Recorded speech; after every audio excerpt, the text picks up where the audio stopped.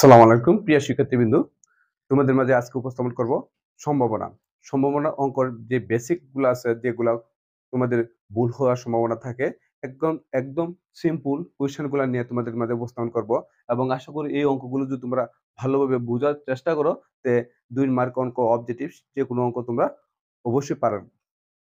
এখন দেখো, আমি এই প্রবাবিলিটির একটা অঙ্ক তোমাদেরকে দিলাম, কি 3টা নিরপেক্ষ মুদ্রা নিক্ষেপ করলে কি কি আসে। নমুনা ক্ষেত্র তোমরা অবশ্যই পারো। H H, H H T, H T H, H T T, T H H, T H T, T T H, T T T. এই যে 3টা নিরপেক্ষ মুদ্রা নিক্ষেপ করলে পরে যে নমুনা ক্ষেত্র আসে, সেই ক্ষেত্রে তোমাদের যে বেসিক কমন প্রশ্নগুলো যে আছে, কেবল একটা টেল, 3টা হেড, কমপক্ষে একটা টেল, বড় জোর একটা হেড। এই যে অঙ্কগুলো আছে, তো তোমরা এই অঙ্কগুলো অবশ্যই ভুল করো। এখন দেখো, আমার ক্লাসটা যদি ভালো করে বুঝো এবং চেষ্টা করো, তাহলে এই যে 4টা অঙ্ক যে তোমাদের প্রশ্নে আসে, সেই 4টা প্রশ্ন কোনো সময় ভুল হবে না। দেখো, কেবল একটা টেল, কেবল কথাটা যদি থাকে, কেবল একটা টেল, যা থাকে তাই, কেবল একটা, মাত্র একটা। দেখো, একটা টেল, একটা টি কোথায় আছে? দেখো, একটা টি আছে, দেখো এই যে এখানে একটা টি আছে, আর এখানে একটা টি আছে, ঠিক আছে? আর কোথায় টি আছে? এখানে একটা টি আছে, ঠিক আছে? আর কোথাও একটা টি আছে? নাই। তাহলে এই সূত্র দেখো, একটা সূত্র আছে, অনুকূল ফলাফল সমগ্র সম্ভাব্য ফলাফল।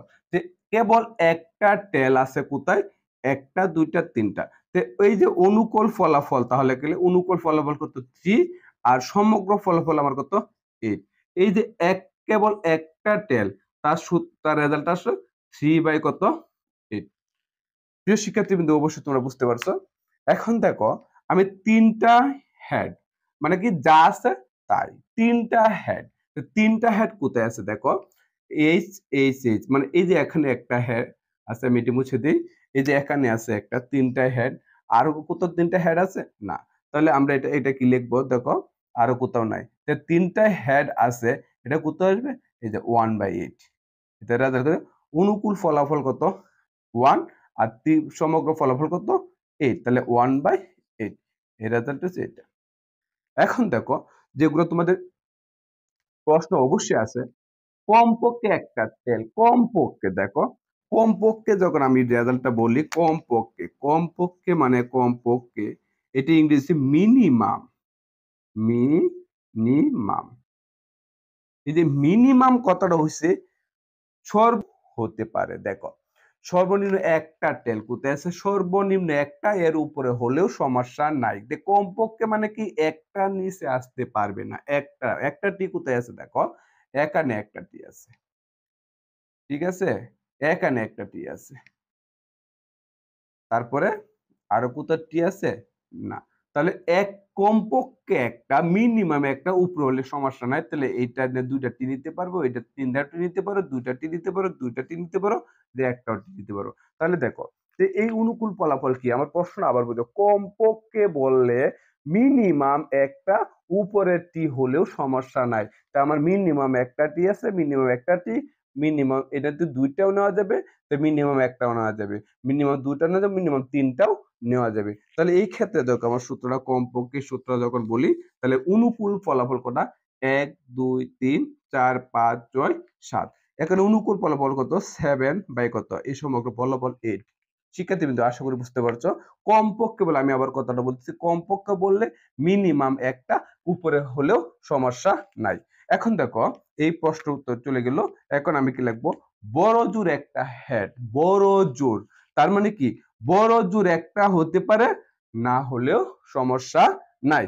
এখন দেখো, বড় জোর হলে বলতে কি, বড় জোর মানে বড় জোর মানে একটা, এ না হলেও সমস্যা নাই। বড় জোর একটা হেড, বড় জোর একটা হেড কোথায় আছে? দেখো, বড় জোর একটা হেড যে এখানে আছে, আমি তোমাদেরকে বলি, এই যে বড় জোর একটা হেড, ঠিক আছে? আরো আছে, এই যে বড় জোর একটা হেড, ঠিক আছে? না, এটা না, বড় জোর একটা হেড, একটা হেড না হলেও সমস্যা নাই। তাহলে বড় জোর এখানে একটা আছে, এখানে একটা আছে, ঠিক আছে? তারপরে একটা, দুইটা, তিনটা। দেখো, এই যে একটা হেড, এই যে একটা হেড, এটা একটা হেড। তার মানে এখানে না হলেও সমস্যা না, তাহলে আরেকটা। তাহলে দেখো, তাহলে বড় জোর কথাটা আসলে দেখো তোমার কি বড় জোর যদি কথাটা আসে বড় জোর, সেই ক্ষেত্রে দেখো বড় জোর মানে কি বড় জোর একটা হতে হবে, একটা হেড হতে হবে, না হলেও সমস্যা নেই। এখানে একটা হেড আছে, এখানে একটা হেড, এখানে একটা হেড, এখানে হেড নাই, তারপর না হলেও সমস্যা নাই, তাহলে কত আছে 4। অনুকূল ফলাফল কত? অনুকূল ফলাফল 4, সমগ্র ফলাফল কত 8। কারণ এটা ভাগ করলে কত 1/2। বড় জোরের রেজাল্ট হচ্ছে 1/2। তো শিক্ষার্থীবৃন্দ, এই প্রবাবিলিটির অঙ্কগুলোর ক্ষেত্রে এই যে কমন যে প্রশ্ন ৩টা, সেই প্রশ্ন ৩টা অবশ্যই আসে এবং অনেকে এটা ভুল করে। আশা করি আমার এই ক্লাসটা যদি ভালো করে বুঝো, তো এই সমস্যাগুলো সমাধান একেবারে সহজেই করতে পারবা। তো সকলে ভালো থাকো। আল্লাহ হাফেজ।